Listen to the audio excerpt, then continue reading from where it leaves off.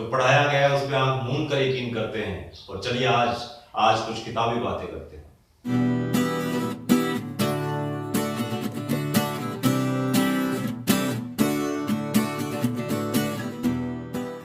Last lecture video में अपने cytokine को कंप्लीट कर लिया था। आज का जो अपना प्लांट हार्मोन है, प्लांट ग्रोथ रेगुलेटर है, वो है इथाइलिन। और इथाइलिन को अपने 3 पॉइंट्स के बेस पर क्लियर करेंगे। पहला history and discovery, historical background देखेंगे कि कौन कौन से साइंटिस्ट आए, कब कब आए और उन्होंने क्या कंट्रीब्यूशन दिया।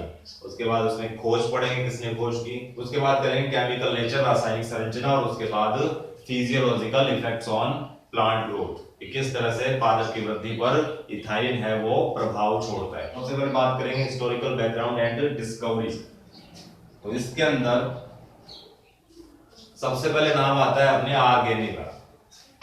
क्या बात कर रहा हूं? आर्गेनी। 1934 में आर्गेनी ने सबसे पहले एक्सट्रैक्ट कर लिया था इथाइलिन को। उन्होंने सबसे पहले बताया कि इथाइलिन नाम का कोई प्लांट हार्मोन है, वो प्लांट्स के अंदर बनता है। इथाइलिन को उन्होंने सबसे पहले आइडेंटिफाई कर लिया। उन्होंने बता दिया कि इथाइलिन प्लांट्स के अंदर बनता है। और उसके बाद दूसरे जो बॉटनिस्ट थे उनका नाम है डाउट।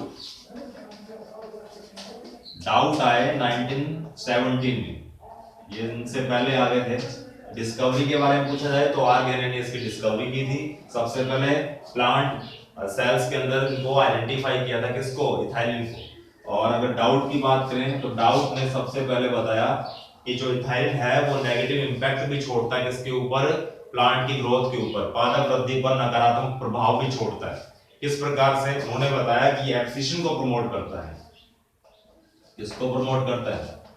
ये एब्सिशन को प्रमोट करने वाला हार्मोन है। और एब्सिशन मींस क्या होता है? एब्सिशन मींस डिटैचमेंट, झड़ना। और अगर सिर्फ लीफ ही झड़ रही है प्लांट में से और बाकी फल फूल सब लगे हुए हैं, सिर्फ लीफ का डिटैचमेंट हो रहा है, लीफ झड़ रही है, उसके पीछे किसका हाथ होगा? इथाइलिन का। वो किसने बताया? डाउट ने। और उसके बाद तीसरे आते हैं अपने क्रॉकर। क्रॉकर ने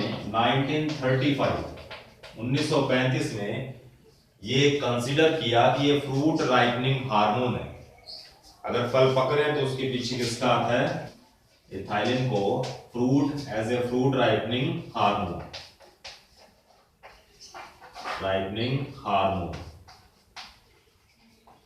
जहां कहीं भी फ्रूट पक रहे हैं पेड़ के ऊपर, प्लांट के अंदर, तो उसके पीछे किसका हाथ है? इथाइलिन का। ये कुछ हिस्टोरिकल बैकग्राउंड हो गया, आइडेंटिफिकेशन हो गया, किस तरह से खोज की गई किसकी? इथाइलिन की। किनके अंदर? प्लांट सेल्स के अंदर। तो सबसे पहले अगर आपने से पूछा जाए कि डिस्कवरी किसने की, तो आर्गेनी ने। और उसके बाद डाउट ने क्या बताया कि इसका कुछ नेगेटिव इंपैक्ट भी होता है, लीफ का जो डिटैचमेंट है, लीफ झड़ती है, तो उसके पीछे किसका हाथ है? डाउट ने ये क्लियर किया था, इथाइलिन का हाथ होता है। उसके बाद क्रॉकर ने बताया था सबसे पहले कि जो इथाइलिन है वो फ्रूट राइपनिंग हार्मोन होता है। अब अपने बात करेंगे केमिकल नेचर की। अगर इसकी केमिकल नेचर की बात करें तो फॉर्मूला क्या होता है? CH2 double bond CH2। इसको क्या बोलेंगे? ये इथाइलिन है, इथीन बोल सकते हैं इसको। तो ये क्या है? CH2 डबल बॉन्ड CH2 और C2H4। ये फॉर्मूला, ये स्ट्रक्चर हो गई, ये फॉर्मूला हो गया। C2H4, 2 कार्बन होंगे और हाइड्रोजन कितने हो जाएंगे इसके अंदर? 4 हाइड्रोजन है। अगर इसको अपने फैक्ट्री में बनाना चाहें, तो एक केमिकल लिया जाता है, एक सब्सटेंस है जिसका नाम है इथेफोन। क्या कह रहा हूं? इथेफोन वो केमिकल है जिसको अपने यूज करते हैं जब अपने फैक्ट्री में तैयार करते हैं। फैक्ट्री के अंदर जब अपने इथाइलिन को तैयार करते हैं तो अपने यूज करते हैं इथेफोन। और इथेफोन का अगर अपने केमिकल स्ट्रक्चर देखें तो वो होता है Cl CH2 फिर CH2, उसके बाद आएगा कौन? P, और फिर OH, फिर OH डबल बॉन्ड O। ये इथेफोन का एक केमिकल स्ट्रक्चर हो गया। और इसका फॉर्मूला अगर लिखना चाहें ये इसका केमिकल फॉर्मूला हो गया किसका, इथेनॉल का। तो एक सिंगल है, क्लोरीन कितना है, सिंगल। तो क्लोरीन अपने सिंगल लिख रखा है, ये क्लोरीन, सिंगल क्लोरीन। उसके बाद कार्बन 2 है, कार्बन 2 है। हाइड्रोजन को काउंट करेंगे, 2 यहाँ 2 यहाँ, एक यहाँ एक यहाँ, टोटल हो गए 6। और उसके बाद ऑक्सीजन है यहाँ पर 3, 1 2 और 3। और फॉस्फोरस है वो सिंगल है, तो C2H6ClO3P। और इसको बोलते हैं 2 क्लोरो इथाइल फॉस्फोरिक एसिड। नाम लिख देते हैं इसका, इसका केमिकल नेम हो जाएगा 2 क्लोरो इथाइल फॉस्फोरिक एसिड। नाम हो गया 2 क्लोरो इथाइल फॉस्फोरिक एसिड। किसका नाम है केमिकल नेम, इथेनॉल का। इथेनॉल क्या है, एक मार्केटिंग नेम है। और उसको अगर अपने इसकी स्ट्रक्चर लिखना चाहें तो ये स्ट्रक्चर बन गई, और ये इसका केमिकल फॉर्मूला हो गया, ये इसका केमिकल नेम हो गया। क्या नाम हो गया, 2 chloro ethyl phosphoric acid, ethanol का।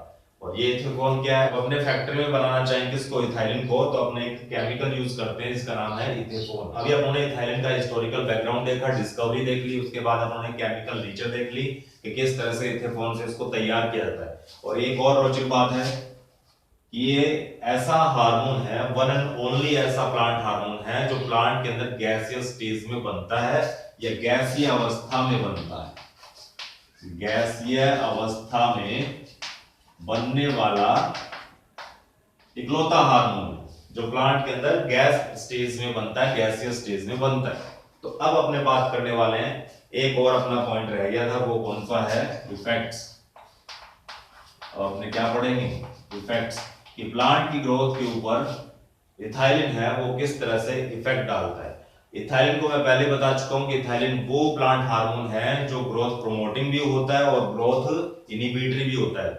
वृद्धि को प्रेरित भी करता है और संदर्भित भी करता है, कम भी करने का काम करता है। वो अभी उन्होंने जब डिस्कवरी और हिस्टोरिकल बैकग्राउंड देखा तब डाउट में ये बताया था कि उसका एक्सिशन स्टिमुलेटिंग प्रभाव भी होता है, वो एक्सिशन को या डिटैचमेंट को प्रमोट करता है। तो अपने इफेक्ट में सबसे पहले बात करेंगे फ्रूट राइपनिंग हार्मोन। ये कैसा है, ये है फ्रूट्स या फ्रूट राइपनिंग हार्मोन होता है। जब फल पक रहे होते हैं उन फलों में क्या बन रहा होता है, इथाइलिन सिक्रीट हो रहा होता है। ऐसे फ्रूट्स जिनके अंदर इथाइलिन संश्लेषित होता है, जब वो पकने के दौर से गुजर रहे होते हैं तो उन फ्रूट्स को एक नाम दिया जाता है। उस क्या बोलेंगे उन फ्रूट्स को बोलेंगे क्लाइमैक्टेरिक फ्रूट्स। क्लाइमैक्टेरिक फ्रूट्स बोलते हैं ऐसे fruits which are going through ripening period and secrete और सिंथेसाइज इथाइलिन इनसाइड इट। तो वो उनको बोलेंगे अपने क्लाइमैक्टेरिक फ्रूट्स। उसके बाद दूसरी बात आती है, ये फ्लावरिंग को क्या करता है, पुष्पन पर कैसा प्रभाव डालता है। तो अपने बोलेंगे ये फ्लावरिंग पर ओवरऑल नेगेटिव इंपैक्ट छोड़ता है, क्योंकि पुष्पन में जो मेल फ्लावर होते हैं उनकी ग्रोथ को ये क्या कर देता है, संदमित कर देता है, कम करता है। और जो फीमेल फ्लावर होते हैं, मादा पुष्प होते हैं, उनकी ग्रोथ को प्रमोट करता है। तो एक तरह से कह सकते हैं ये नेगेटिव इंपैक्ट छोड़ता है इनके ऊपर, फ्लावरिंग के ऊपर, पुष्पों के ऊपर। हाँ, एक्सेप्शन क्या है, एक्सेप्शन अपने लिख सकते हैं तो मैंगो और प्लस पाइनएप्पल। जो मैंगो और पाइनएप्पल है उनके अंदर फ्लावरिंग को प्रमोट करता है। बाकी जितने भी प्लांट हैं, जितने भी फ्लावर होते हैं, उनमें मेल फ्लावर को थोड़ा डिमोट करता है, प्रमोट करता है ये फीमेल फ्लावर। तो एक तरह से कह सकते हैं ओवरऑल फ्लावरिंग पे नेगेटिव इंपैक्ट छोड़ता है। उसके बाद अपने विल्टिंग की बात कर लेते हैं। ये भी क्या है, एक नेगेटिव इंपैक्ट है। विल्टिंग का मतलब डिहाइड्रेटेड रहती हैं हमेशा लीव्स या पेटल्स। जो पंखुड़ियां होती हैं फूलों की, और ये जो लीव्स होती हैं वो हमेशा यूं लगती है कि मुरझाई हुई रहती है, उनमें पानी की कमी दिखाई देती है। तो उस स्टेज को विल्टिंग बोला जाता है। और विल्टिंग किसकी, ये किसकी विल्टिंग को प्रमोट करता है, पेटल्स। जो पंखुड़ियां होती है वो मुरझाई रहती है, लगता है उनमें पानी खत्म हो गया, तो उसके पीछे भी किसका आता है, इथाइलिन का। ये भी इसका नेगेटिव इंपैक्ट रहेगा। उसके बाद अपने बात करें एब्सिशन।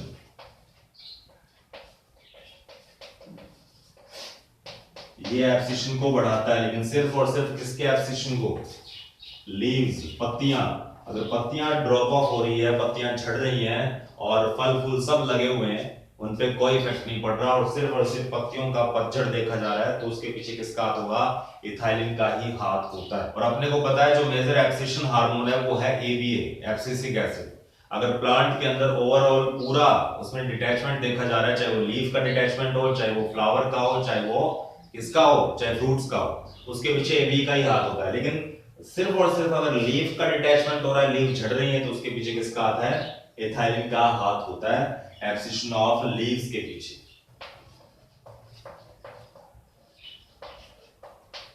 क्या होता है? जीर्णता इसको बोलते हैं, एजिंग भी लिखा जा सकता है। अगर प्लांट की एज कम हो रही है धीरे धीरे, तो उसके पीछे भी किसका आता है? मोस्टली तो क्या होता है, मैंने अभी बताया, एब्सिशन हार्मोन या डोर्मिन हार्मोन है वो ABA ही होता है। और जितनी भी नेगेटिव एक्टिविटी होती है मेजरली उसके पीछे ABA का ही हाथ होता है। लेकिन यहाँ लीफ क्या कर रहा है, केस देखा, लीफ झड़ रही है, उसमें एब्सिशन दिखाई दे रहा है, तो उसके पीछे इथाइलिन होता है। इसी तरह से सेनेसेंस किसका? अब लीफ झड़ेंगे कब? येलोइश होगा। तो अगर पत्तियां हैं वो कैसी हो रही हैं? येलोइश हो रही हैं, पीली पड़ रही हैं, तो उसके पीछे भी किसका हाथ होगा? इथाइलिन का ही हाथ होता है। पहले पत्तियां पीली पड़ेंगी, उसके बाद झड़ेंगी। अभी मैंने बताया कि पत्तियां झड़ती हैं किसकी वजह से? इथाइलिन की वजह से। लेकिन वो पहले क्या होंगी? वो येलोइश हो जाएंगी, पीली पड़ेंगी, उसके बाद झड़ेंगी। वो पीलापन जो है पत्तियों का, वो एक तरह से जीर्णता को इंडिकेट करता है, सूचित करता है। जीर्णता मतलब बुढ़ापा आना। तो लीफ में क्या हो रहा है, वो एक तरह से बोल सकते हैं बुढ़ापा आ रहा है, लीफ पीली पड़ रही है, और उसके बाद वो डिटैच हो जाती हैं प्लांट से, या एब्सिशन हो जाता है, झड़ जाती हैं प्लांट में से। तो वो सेनेसेंस कहलाता है। इसको अपने एजिंग भी बोल सकते हैं, जीर्णता भी बोल सकते हैं, आम बोलचाल में अपने कह सकते हैं उनमें बुढ़ापा है। तो उसको भी प्रमोट कौन करता है? इथाइलिन ही करता है। एक चीज और है, वो है कि ये जो लेटरल ग्रोथ होती है उसको प्रमोट करता है। जैसे आपने को पता है एपिकल डोमिनेंस, एपिकल डोमिनेंस के पीछे किसका हाथ होता है? एपिकल डोमिनेंस जिसको बोलते हैं शीर्ष प्रभाविता, उसके पीछे ऑक्सीन का हाथ होता है। और उसको कम करने के लिए कौन आता है? साइटोकाइनिन आता है। जिब्रेलिन भी एपिकल डोमिनेंस या शीर्ष प्रभाविता को कम कर सकता है, ऑक्सीन के प्रभाव को, ऑक्सीन के इस प्रभाव को कम करता है। इथाइलिन भी ऑक्सीन के इस प्रभाव को कम करता है, और ये वो प्रभाव है जिसके कारण पादप है वो हाइट इंक्रीज करता है, ताड़ की तरह लंबा हो जाता है, और उसमें शाखाओं का विकास बहुत कम देखने को मिलता है। लेकिन अगर अपने इथाइलिन यूज करें आर्टिफिशियली, या फिर प्लांट खुद इथाइलिन बना ही रहा है, तो इथाइलिन जब आएगा तो वो जो साइड में जो पार्श्व वृद्धि होगी पादप के, क्या बोल रहा हूं, लेटरल ग्रोथ, लेटरल ग्रोथ या पार्श्व वृद्धि, जिसमें अपस्थानिक जड़ें भी आती है, एडवेंटिशियस रूट्स भी आती है। दो तरह की होती है मुख्य रूप से जड़ें, एक तो होती है मुसलामूल और दूसरी होती है रेशेदार मूल, और तीसरी वो होती है जिनका कोई स्थान फिक्स नहीं होता, वो कहीं से भी निकल सकती हैं और वृद्धि को प्रेरित करती हैं। तो एडवेंटिशियस रूट्स या फिर अपस्थानिक जड़ें जो हैं, वो उनके निर्माण को कौन प्रेरित करता है? इथाइलिन ही प्रेरित करता है। उसकी वजह से वृद्धि है वो होती है, और पार्श्व वृद्धि को बढ़ाता है कौन? इथाइलिन। साइड में जो शाखाएं निकलेंगी और प्लांट है वो ताड़ की तरह लंबा नहीं होगा, पीछे हाथ किसका होगा? इथाइलिन का हाथ होगा। तो आज अपन ने देखा इथाइलिन को अपने हिस्टोरिकल बैकग्राउंड, उसकी डिस्कवरी, केमिकल नेचर और इफेक्ट्स के बेस पर आज डिस्कस कर लिया। नेक्स्ट लेक्चर वीडियो में ABA को अपने डिस्कस करने वाले हैं, एब्सिसिक एसिड जो लास्ट प्लांट हार्मोन अपना रह गया है। तो तब तक के लिए बने रहिए, टिके रहिए एंड इनहेल बायोलॉजी।